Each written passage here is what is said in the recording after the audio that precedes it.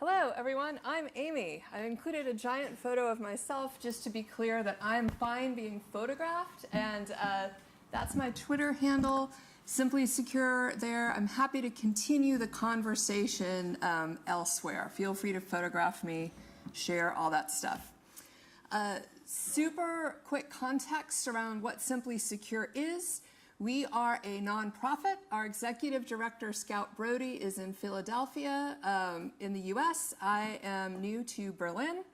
We are fostering a community of UX professionals, designers, developers, researchers, and users. And our goal is to improve software by creating and distributing free, open resources. We do not create code, we do resources.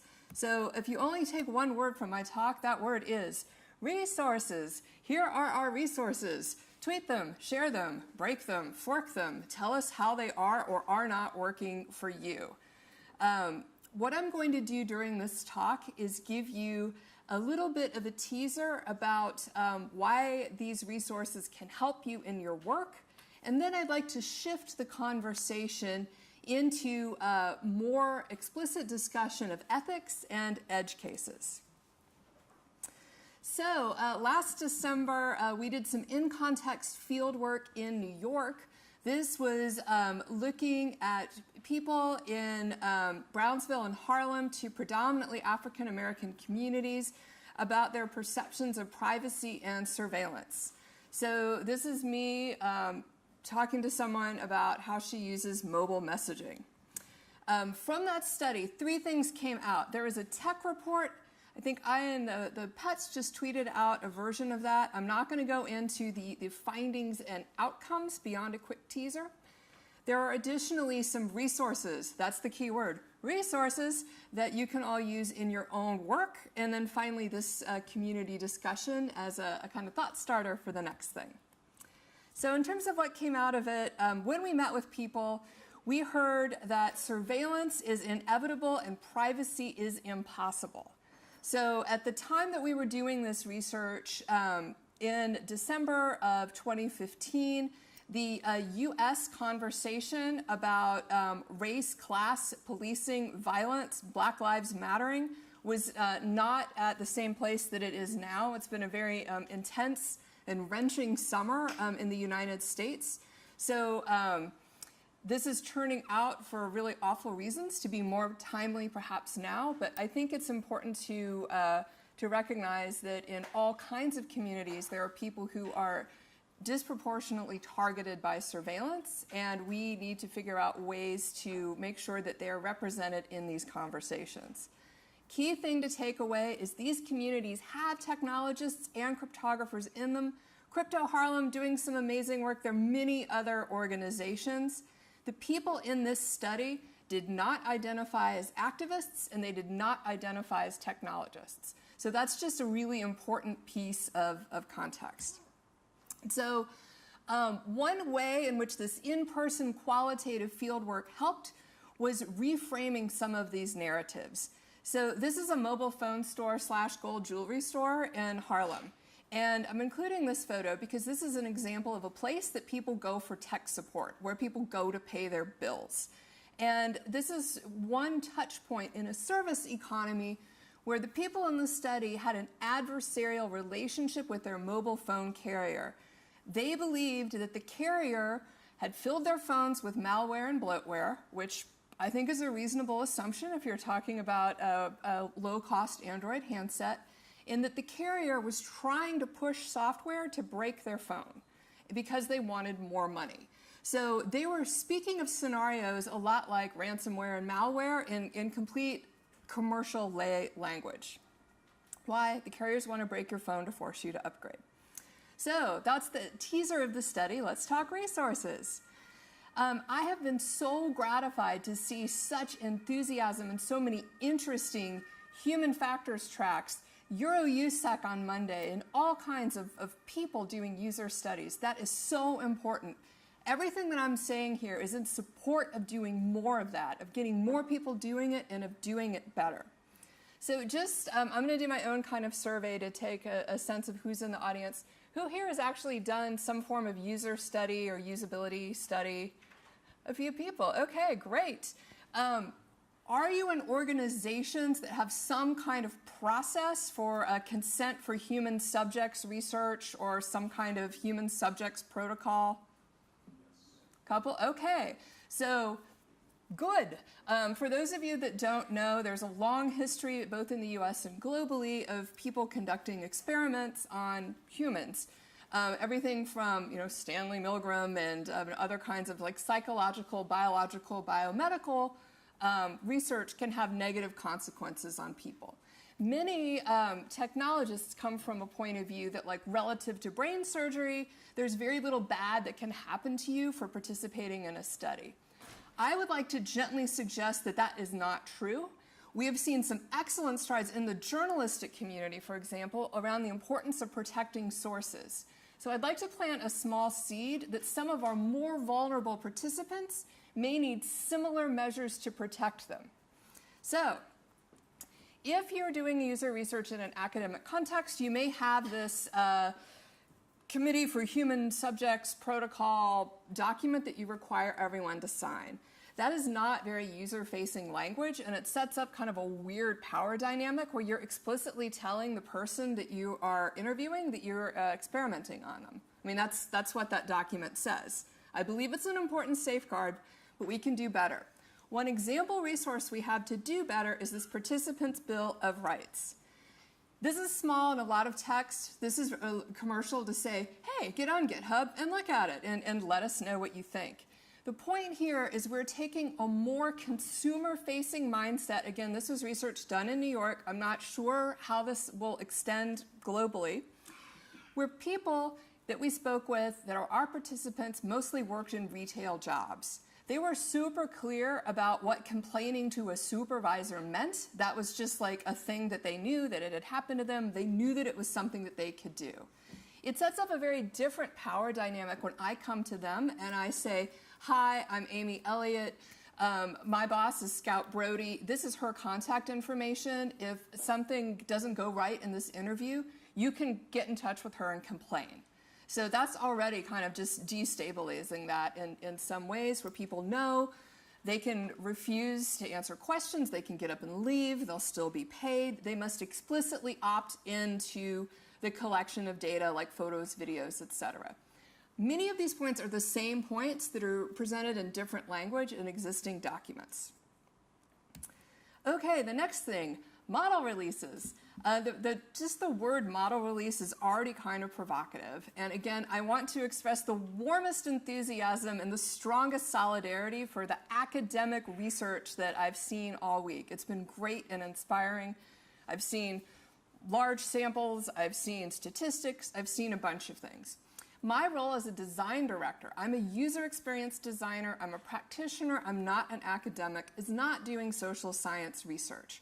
We do not audio record or video record our interviews. So that's an important distinction because in some cases, just the act of participating in academic research and doing publishing may lead you to feel that you must audio record everything, transcribe it, have one or more people code it. And in some cases that might make sense, but I just want to make space in this room amongst you all to question if that needs to be the case in every situation. So, if you're working with more privacy-conscious people, there are many reasons why they would not consent to photo or audio or videos. So, we take handwritten notes. I've been in interviews where I took no notes. I just listened to people and then went away later and wrote things down later. In this case, everyone that participated in this New York study was fine with handwritten notes. And then we gave people an option to opt into some form of photography. So, photography is an important tool for building empathy, for bringing bits of people's context with them into other kinds of places. So I have given longer or different versions of this talk, less focused on the ethics and more specifically focused on the outcomes. But this is an image that I know if I see it in 10 or 15 years, I will know what the story behind it is. The reason I know that is because I've been doing this kind of research for about 15 years, and I can see images from studies I did in 2001, a photograph of a participant, and I remember that conversation. So the story that I want to plant with you in New York, Dunkin' Donuts is a big deal. Like, New Yorkers are super into Dunkin' Donuts. They're super into their coffee. People are also really into saving money, especially at the holiday time. This took place a little bit before Christmas. This is one of our participants that we met her in this Dunkin' Donuts. She's a big user of DD Perks, which is an app you see advertised over her shoulder. It's an Android app, and essentially it's taking all of her location information and all the contacts from her address books, literally for the price of a cup of coffee. I mean, that's the reality. You can look at the Android app permissions. They're hugely popular. I mean, the most recent statistics of how often they've been downloaded, if you look across a range of fast food restaurants, it's a lot of people are doing this. There's not a lot of conversation around exactly like how those mean. She's super motivated by saving money. This is, in her mind, just the digital version of the punch card where can't you get, buy 10, whatever, cups of coffee, get a coffee free. There's this whole gifting virtual currency element, and that's why she's done this. There's a clear value proposition. Okay, so this is an example of, hey, photos can be useful for storytelling. How do you get them in ways that are respectful? Our default is no photography at all, but people can opt into non-personally identifiable photography or even something that is identifiable. And to make sure that people were clear on what we were talking about, we shared examples from the Humans of New York Instagram feed. So I don't know if people are familiar with this. It's controversial in some ways and cool in some ways. This actually is kind of interesting. This is a guy who had been working at the UN to be a human rights lawyer and became so disillusioned that he decided to open a bar. Like, this is literally a story that he's telling. He's not named, but you see his face. All of our participants were familiar with Humans of New York, or HONY as it's called, and they understood what it meant to say, hey, if you consent, I would like to share photos of your face like this with a story that does not name you. You and I can leave this interview. You can disappear back into New York. I don't know your name. I don't know how to find you. Our participant recruiter handled all of that information. But I'm interested in sharing this. This can go up on Twitter. This can go all kinds of places. So, let's see here. If people sign a model release, take a couple minutes at the end and make them look good. This is an in-progress interview shot that's like pretty mediocre. Like, yes, interview happened, that's me, that's the participant. The man with the headphones you see is the example image from Humans of New York. This is the photograph that we took at the end. It's intended to be a powerful, compelling photograph. It's shot from a lower angle. If you're interested in this, there's a ton of stuff out in the world right now about how to do photography. Your participants deserve respect, and if they consent to this, you should make them look good. Oops, sorry. Okay, I want to make sure that we have conversations, so I'm going to jump into some of the questions. I'm not sure why my toolbar is still there, but okay. These are examples of non-identifiable photography: feet, shoes, purses, nails, phones. It's very interesting to me when I see the McDonald's app, as in this lower right corner, is occupying such a prominent place on someone's home screen. But what's going on with these photos? Who is this person? Should they have given consent? An example of how people may be harmed. These are some young men from a group interview we did, and they were talking about how the police in New York are impersonating their friends on Facebook, and then they are then subsequently being arrested based on their Facebook likes. So in that context, there's a ton of reasons you wouldn't want to instrument someone's computer and sniff and grab all of their, for example, Facebook likes. So to launch us into the discussion, here are a few provocations. Should this photo require a release? Does it matter if that's him? Does it matter if that's his dead brother? Does it matter if that's a celebrity?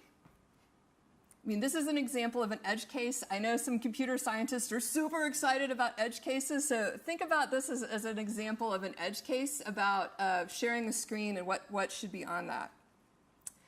Also, This study that I used as a case study was 100% qualitative, small scale, in person. This is also true on the quant side. I know the Tor UX team has been doing some really interesting thinking around non-identifiable metrics. There is a whole ecosystem around how apps work, how the web works, around tracking. But what does it mean when we as a community do user research with people who have no problem installing logging apps, have no problem consenting to be surveilled? If you work for Mechanical Turk, you've said, please instrument my computer, record it all. That's fine. That's how I earn my money. I think that you can still do good research in that context, but it does us good to be more explicit about the limits. So alternatives, how confident are we that their behavior of the Mechanical Turkers extends to others?